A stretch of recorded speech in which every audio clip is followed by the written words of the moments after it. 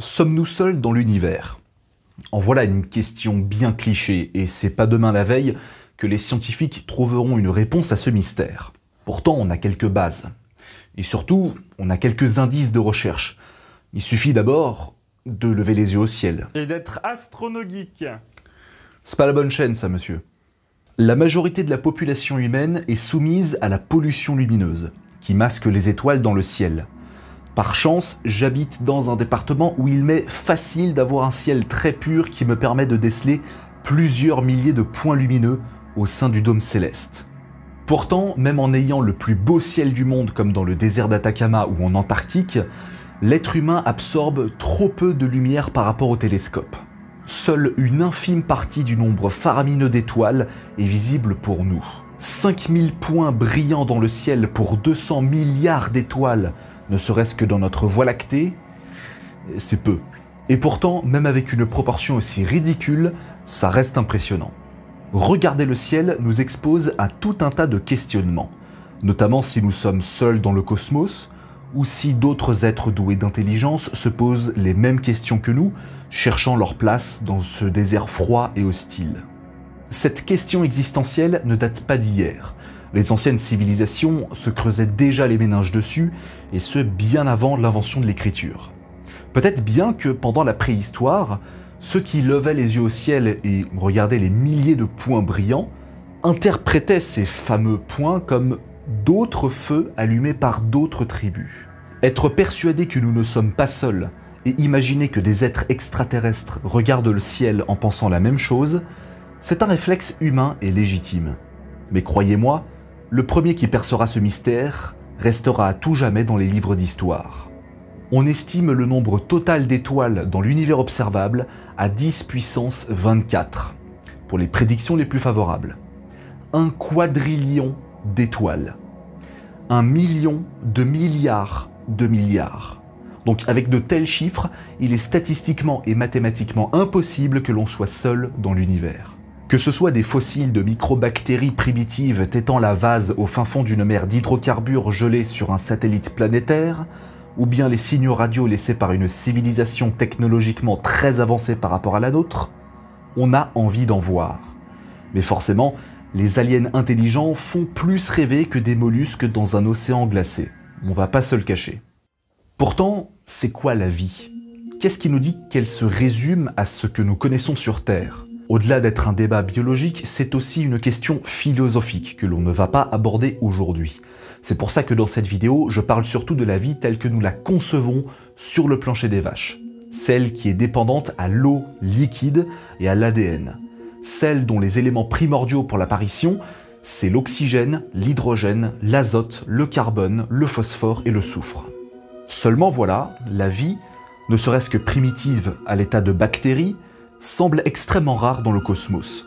Le processus vous ayant amené à regarder cette vidéo là maintenant tout de suite est le fruit d'un hasard cosmique et d'une chance outrageusement insolente, au vu du nombre conséquent de filtres que la surface terrestre a dû surmonter pour abriter des formes de vie complexes.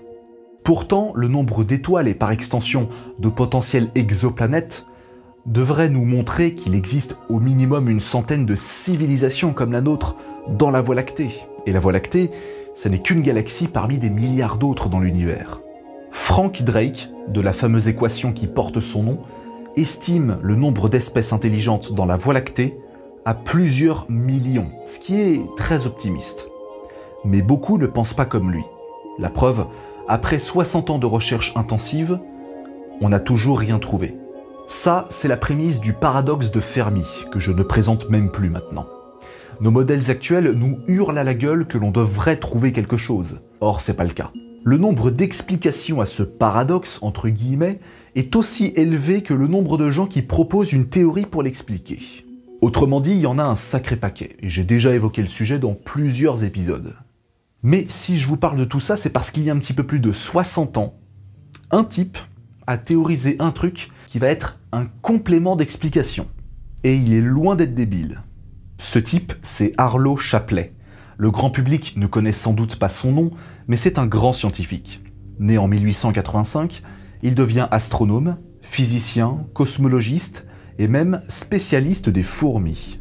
On appelle ça la myrmécologie. À vos souhaits. Dans les années 1920 a eu lieu le grand débat, une espèce d'affrontement d'idées entre deux visions de la réalité. Chapley, lui, défendait l'idée que la Voie lactée représentait l'univers dans son intégralité, dans son ensemble, et que ce que l'on voit dans le ciel qui ne sont ni des étoiles ni des nébuleuses sont autre chose qui reste encore à déterminer. D'autres défendaient l'exact opposé, comme Herbert Curtis ou un certain Edwin Hubble, qui avançait l'idée que la Voie lactée n'était pas la seule galaxie dans l'univers observable, et qu'elle possède toute un mouvement propre. Elle se déplace dans le cosmos. Hubble prouvera ses dires avec ses travaux sur l'expansion de l'univers, et la vision que Chapley défendait sera tuée dans l'œuf. Mais bon, il va pas se contenter de bouder dans son coin, il va accepter sa défaite et va même aller dans le sens de ses anciens adversaires. Il va établir une cartographie de près de 72 000 galaxies dans le cosmos lointain. D'ailleurs, on lui donnera le nom d'un superamas, le fameux superamas de Chapley, l'un des plus grands de l'univers. Mais Arlo Chapley n'est pas uniquement connu pour ça, comme je l'ai dit juste avant, il va théoriser quelque chose de très intéressant concernant la vie extraterrestre. Ou plutôt l'absence de vie extraterrestre. La majorité des étoiles dans notre galaxie sont des naines jaunes comme le Soleil ou des naines rouges. Mais ce n'est pas parce qu'il y a beaucoup d'étoiles qu'il y a forcément de la vie, même si elle se fait rare. On sait qu'à bord du vaisseau Terre, elle s'adapte à presque tous les climats et surmonte aux extinctions de masse au fur et à mesure que les centaines de millions d'années s'écoulent. Mais ça ne fonctionne qu'avec de bonnes conditions de pression et de température. En dessous de moins 50 degrés ou au-dessus de 50 degrés, il n'y a quasiment rien, à part des extrémophiles et des Finlandais qui se la coulent douce dans des saunas. Comme l'eau à l'état liquide est un composant majeur pour la vie, on en déduit que certains endroits du système solaire, en fonction de leur distance, sont incapables d'abriter des petits hommes verts. Ou presque. Chapley va donc théoriser l'existence d'une sorte de zone immatérielle autour du Soleil, et autour de chaque étoile en fait, où l'eau peut subsister à l'état liquide, sur la surface d'une planète ou d'une lune. Et en dehors de cette région, les choses deviennent moins vivables. Trop près du Soleil et l'eau se met à bouillir, trop loin du Soleil et l'eau se met à geler et devenir aussi dure que du marbre. Chapley avait appelé ça le Liquid Water Belt, ou la ceinture de liquide en français. Mais personne n'appelle ça comme ça. Quelques années plus tard, l'astrophysicien chinois Su-Shu Wang va lui donner un nom qui va peut-être vous dire quelque chose aujourd'hui parce qu'il est resté, celui de la zone habitable. Pour notre système solaire, 3 planètes sont concernées. La Terre, évidemment, Vénus et Mars. Avec les bonnes conditions, elles sont suffisamment à bonne distance pour avoir la lumière nécessaire, mais pas trop non plus. Et surtout avoir une température agréable. Et tout ça grâce à la constante solaire, c'est-à-dire la quantité de lumière reçue par une surface sur une planète. C'est exprimé en watts par mètre carré et c'est exponentiel. C'est-à-dire que si je me trouve 2 fois plus loin du Soleil que ne l'est la Terre, je ne reçois pas 2 fois moins, mais 4 fois moins de lumière. Et si je suis 50 fois plus près, donc vraiment très très proche de notre étoile, je ne reçois pas 50, mais 50 au carré, c'est-à-dire 2500 fois plus de lumière que sur Terre. Et je deviens automatiquement aveugle, et je crame, et c'est pas très bon pour la santé. Vénus reçoit 2 fois plus de lumière que nous, et Mars 2,5 fois moins. Mais c'est quand même acceptable. C'est d'ailleurs ce qui a poussé les scientifiques, à l'époque de Chapley, à penser que la vie pourrait y être florissante sur ces 2 astres. On spéculait même l'existence de dinosaures sur Vénus. Mais la réalité de l'exploration spatiale va être brutale. Vénus est littéralement un enfer recouvert de volcans et de lave, tandis que Mars est un désert glacial recouvert d'une atmosphère très ténue. Sauf que ça n'invalide pas la théorie de la zone habitable, parce que si ces 2 corps célestes semblent ne jamais abriter la vie, ça n'est pas à cause de leur distance avec le Soleil. Vénus est écrasée par la pression atmosphérique. La température avoisine les 500 degrés à cause de l'effet de serre, sans compter les basaltes et les volcans. Quant à Mars, elle n'a plus de champ magnétique. L'atmosphère s'est barrée dans l'espace, en tout cas pour la majorité, et il y a trop peu de minéraux à sa surface. Pourtant, avec de bonnes conditions de température comme sur Terre, la vie, telle que nous la concevons évidemment, pourrait y être florissante. Mais on l'a bien vu, ça n'est pas le cas. Les planètes ont tout gâché, elles avaient du potentiel et elles ont tout gâché. Dommage. Mais prenons une autre étoile, et pas n'importe laquelle. Gliese 581. C'est une naine rouge qui est 10 fois plus petite et 100 fois moins lumineuse que le Soleil.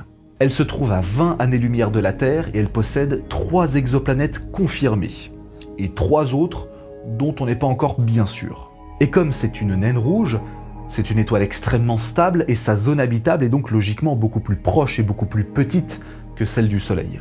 Il y a quelque temps, on a découvert dans ce système une exoterre, Gliese 581G, qui est pile dans la zone habitable de l'étoile.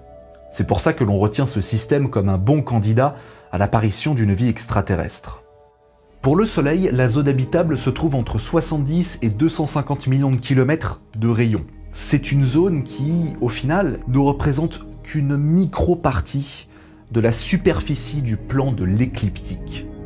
La vie telle que nous la concevons sur Terre nécessite des paramètres tellement précis que malgré les centaines de milliards d'étoiles dans notre galaxie, les exoplanètes ayant la bonne orbite en fonction de la luminosité de leur étoile pourraient se faire rares. Et ça pourrait être une bonne réponse au paradoxe de Fermi, que la vie est juste super méga rare. C'est un constat qui, si jamais il est confirmé, devient une réalité déprimante. Et en plus de ça, si vous avez une bonne planète autour d'une étoile particulièrement stable, qui ne va pas vous cramer avec des UV ou des rayons mortels, qui se trouve dans la zone habitable, qui possède une atmosphère, mais une atmosphère trop dense, avec un effet de serre comme Vénus, donc il fait 120 degrés, bon bah c'est mort. Vous voyez, c'est tellement précis que ça pourrait bien expliquer le fait que nous soyons seuls, au moins dans notre galaxie, ou que la vie est juste extrêmement rare. Mais histoire de vous remonter un petit peu le moral, sachez que cette théorie est loin d'être parfaite et qu'elle est sujette à de nombreuses critiques. Déjà, on peut trouver des contre-exemples dans notre propre système solaire. La meilleure candidate à l'apparition d'une vie extraterrestre n'est pas Mars, comme on pourrait le penser, mais certaines lunes de Jupiter et Saturne, dont la plus connue, Europe, qui abrite un océan d'eau liquide salée sous sa couche de glace. On s'est d'ailleurs rendu compte que beaucoup de lunes possèdent des océans souterrains, et maintenus à une température correcte. Europe est sujette à de nombreuses missions d'exploration dans un futur plus ou moins proche, et son océan c'est le meilleur atout que l'on ait. Pourtant, elle orbite autour de Jupiter, qui elle-même orbite autour du Soleil à plus de 780 millions de kilomètres, donc bien au-delà de la zone habitable. La géante gazeuse reçoit 50 watts par mètre carré, c'est-à-dire 3% de la lumière reçue sur Terre. Alors, effectivement, l'eau à la surface d'une lune ne peut pas subsister sous forme liquide, à cause de la température glaciale de moins 150 degrés minimum. Mais un océan protégé par une couche de glace, c'est tout à fait possible. Mais la plus grosse critique à cette théorie, c'est qu'elle se focalise sur le liquide, comme si c'était un critère ultime. Mais ça ne dit rien de la vie tout court, peut-être qu'elle peut subsister sous d'autres formes. Seulement, comme on ne peut pas le concevoir, puisqu'on n'a pas connu autre chose que ce que nous connaissons déjà sur Terre, on ne peut pas s'avancer plus que cela. Mais en attendant, vous pouvez toujours vous abonner à la chaîne, partager mon travail, mettre un petit pouce bleu, un commentaire, activer la cloche et regarder mes autres épisodes. À la prochaine!